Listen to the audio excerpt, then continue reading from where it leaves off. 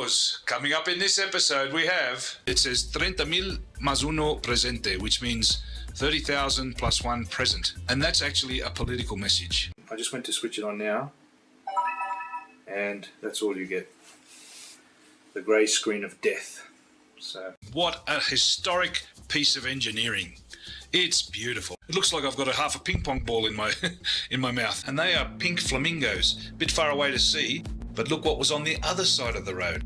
Another Difunta Correa monument. Look at all these bottles of water. So I'm in Argentina, in the town of San Carlos de Bariloche. Here's the owner, Edgardo, opening the gate. He suggested I head west along the lake shore until I saw a sign that said El Bolson, and then turn left there and head south. But first I had to fill up with petrol, so that meant heading east. These dogs wanted to follow me.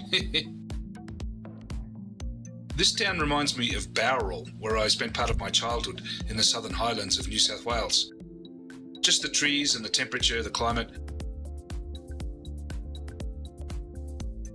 But Bariloche doesn't have a huge lake like this town has. Nor that I remember graffiti like on the side of that house there.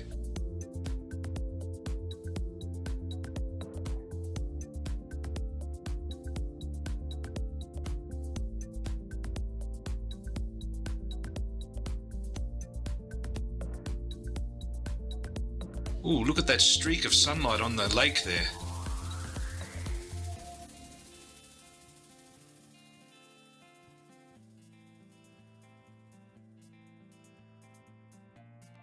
Unusual apartments on the right there.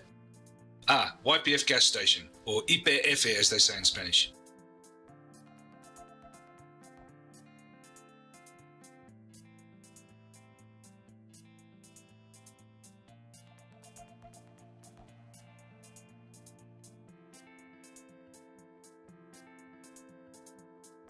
I think I'll fill up quicker if I switch over to that line.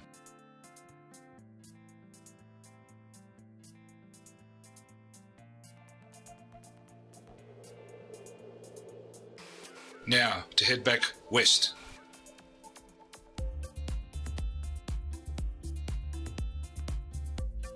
You see that graffiti painted on the road with white aerosol. It says 30,000 más uno presente, which means 30,000 plus one present. And that's actually a political message because it's referring to the 30,000 people killed or disappeared during the military dictatorship. Remember in the last episode, there are all those names and dates stenciled in white on the main plaza. Well, even the colour white has a political meaning because the mothers of the disappeared, they call themselves the mothers of the Plaza of May, or the Plaza de Mayo in Buenos Aires. They used to wear these white headscarves embroidered with their missing children's names on it. And they became a potent political force in Argentina and contributed to the downfall of the military dictatorship. In some cases, pregnant women were forced to give up their babies, the mothers were killed, and the babies adopted out. It's tragic to think that such an outwardly prosperous, happy, fortunate country like Argentina went through such atrocities not so long ago within living memory. More on that in a later episode. Is that a bus shelter there on the right? What a great view of the lake the people waiting there would have. You see that sign there, it says they have a minimum speed limit as well as a maximum. You've got to do between 60 and 40. I guess they don't like tourists crawling along looking at the beautiful lake view, holding up traffic. Take one last look at Lake Nahuelhuapi.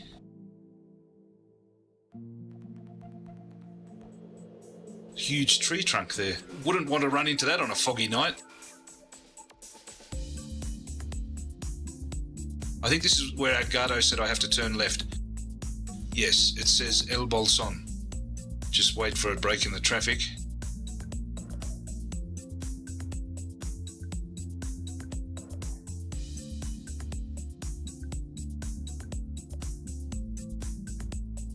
You see there they advertise skiing apparel, new.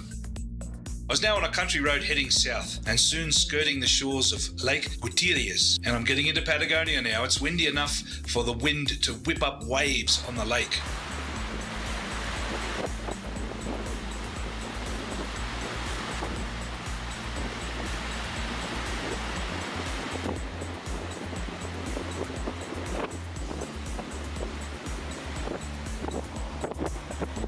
Not long after, I rejoined Ruta 40, and the scenery was just so beautiful I had to stop and just take it all in.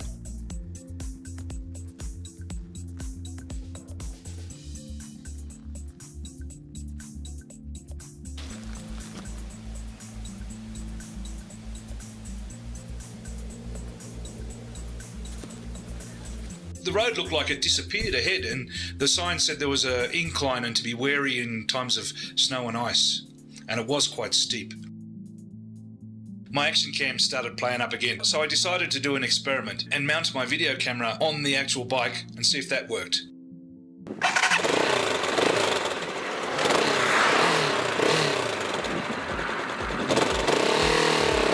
Unfortunately, as you can see by the results, it didn't work very well.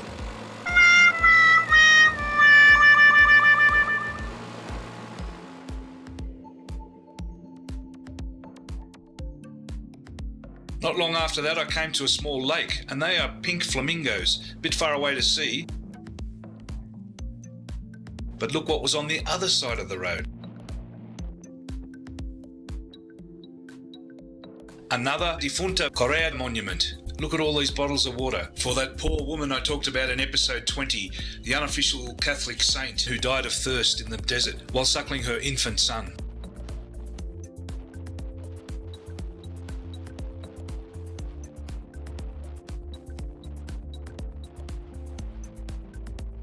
Another milestone about to come up. Actually, it's a kilometre stone, 6,000 kilometres, and that's a little bit over 3,700 miles.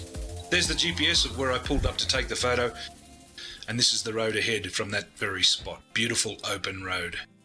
Speaking of beautiful open road, 1776 kilometres on Ruta 40, and that's the distance from the southern end of Ruta 40, or kilometre zero, which in Ruta 40's case is in the southern tip of the very extreme south of Patagonia. The day was running out and I was heading into a town called Esquel, so logical place to stay. In the late afternoon it looked quite nice, this little town. At one of the corners I pulled up and I saw Avenida President Perón, and it was on the corner where there was also a Gendarmeria Nacional Escuadrón.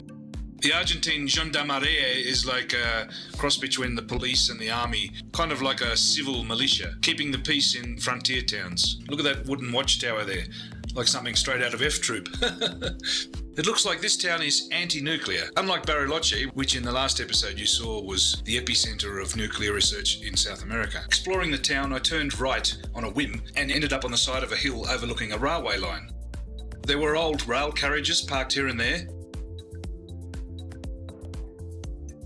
And is that what I think it is? Is that a railway turntable for turning around locomotives? I think it is.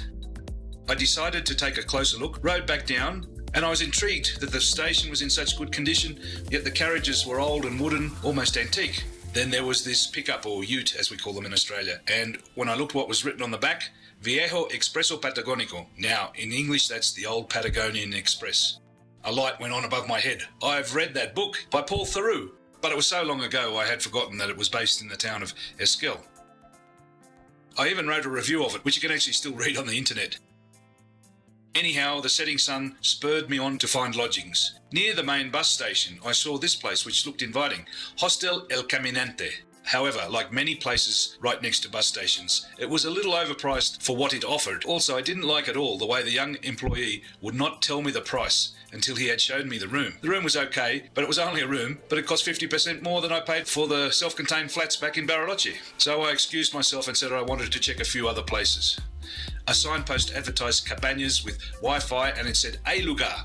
There are places. It was only 1 block away, and the reception office also had a sign in front saying "Libre," which means free. Nobody was in the reception office, but a man walked briskly towards me from the place next door. Even before I could ask if there were rooms, he said, rather curtly, "There are no vacancies." Huh? 2 signs said otherwise. Maybe he's another person who doesn't like bikers, or Peruvians, or whatever he thought I was. So I continued my search for suitable lodgings, which fortunately wasn't too difficult, because just around the corner I came to the Hospedaje Amandico. The owner welcomed me in and offered me a very tidy self-contained unit for only 100 pesos. The camper van is his, by the way. It had a TV, Wi-Fi, heater, microwave, everything, but I wasn't very happy when I unpacked. Well, I'm in Esquel in Patagonia, and normally I'd be pretty happy with the progress I'm making. 300 to 400, even 450 kilometers a day. That's pretty good by me. But I'm not happy because I've been hit with equipment failure. Big time. First thing to go back in Chile was this. It did fall off the bike, but it's supposed to be ruggedized. High definition helmet cam. I can get it to start if I press the button, but the remote doesn't work and the off button doesn't work, so I don't know what's wrong with that. Then this stopped working. Looks like it's got a cracked screen, but it's supposed to be rugged proof, drop proof. I don't remember dropping it. I just switched it on one day and it was like that. So I don't know what happened to that one. That was a handy little camera. Also shot high definition video. This, which is a new exchange unit, a really good GPS, stopped working. It switches itself off for some reason. After 1 minute, 10 minutes, 2 hours, it'll just switch off. So I've changed the batteries. I've tried to make the batteries firmer. I don't think it is the batteries. It's something inside of it. So that's no good. Then 2 days ago, when I was moving the bike, my favourite GPS, the one I use to read the speed and the distance travelled, so I can work out how much gas I've got left in the tank, broke. Look at the screen on that. I love this little GPS. My fault because I got caught between the handlebars and the instrument panel, so that one doesn't work anymore. I bought new saddlebags yesterday in Bariloche. First time I went to use them, the zip split. So there's 150 Argentine pesos down the gurgler. My jaw is killing me because I've got some sort of gum infection. I don't know what it is. I thought it was a sore tooth. It seems to have gone down to the gum. I'm taking painkillers. I really should see a dentist, but I'm in a hurry to get to Punta Arenas before all the roads get iced in and snow and closed and whatever. But today I really got king hit equipment-wise with when this camera, which is my most expensive camera, worth more than the bike actually, most expensive camera I've ever had, almost new. Worked well today. I just went to switch it on now and that's all you get, the grey screen of death. So that is day 59 of my trip. I can still shoot video with the DSLR, high definition video, but it's not very practical on the bike to shoot with a big camera like that. But that's what I'll have to do. And today's Friday the 13th. That's what happens on Friday the 13th when you travel alone on a motorbike, it seems. Oh dear. Probably a few $1,000s worth of gear there, all Ruta, as they say in Spanish. Well, yesterday might have been Friday the 13th, but today was my really unlucky day. Look at my swollen jaw. It looks like I've got a half a ping pong ball in my in my mouth. It didn't hurt too much because I've been taking strong painkillers, but obviously I need to see a dentist. Problem was, today is a Saturday. A taxi driver at the bus station took me to one dental surgery he knew, but nobody answered the door. After a lot of running around, we found out the weekend roster dentist was in this building. It did everything from nutrition, radiology, traumatology to psychology, but it did list odontologia, which is dentistry. Dr. Dante Fabian Yorio took one look at my jaw and said I had to sit for an x-ray. The x-ray was done in about a minute. I asked whether I needed a root canal job. He said no, that tooth already has had a crown and root canal treatment. What I needed was an injection of antibiotics. Straight away I asked him, is there any alternative? You know, I'm sitting on a bike all day. I want to get going. I don't want a sore backside as I'm riding down to Patagonia. And he said, well, you can take antibiotics orally, but my tooth will probably get worse before it gets better for a couple of days. I said, give it to me. Probably the tooth needs to be extracted, he said, as he gave me this prescription. And he also said I'll probably be okay for another month. When I get down to Patagonia, show the x-ray to any dentist. So for me, that was the solution. I bought the antibiotics at this pharmacy, only a block or so away. A hefty 875 milligrams of amoxicillin to be taken twice a day for a week. So I gobbled one down and decided to explore the town on foot. Seemed like a pleasant little town.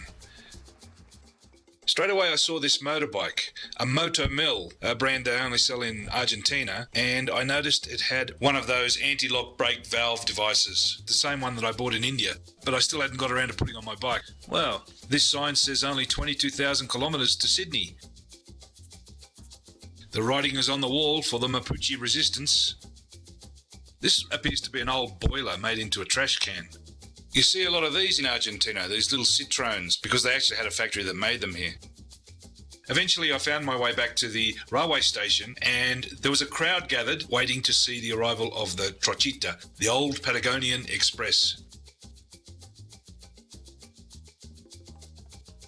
We heard it before we saw it, of course. It was very noisy, and here it comes. Now, remember, I only had my pocket camera and my DSLR, and I'm trying to shoot video.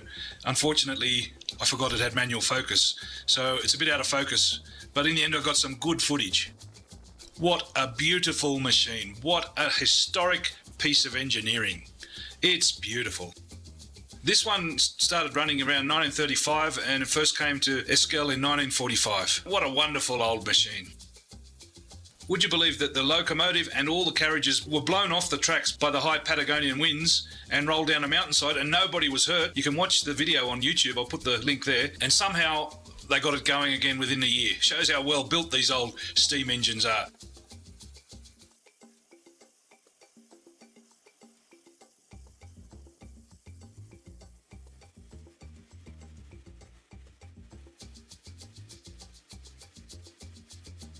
I didn't know how long it was going to be at the station, but it wasn't here yesterday, so I shot a few quick still photos. It's beautiful, close up, far away, or whichever way you look at it. And then I had the idea to cross the tracks and snap manually as quick as I could a 15-image panorama, and it turned out pretty good.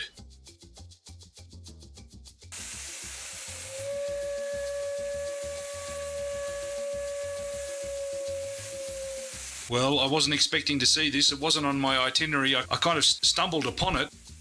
But it really was an amazing sight to behold, and one of the highlights.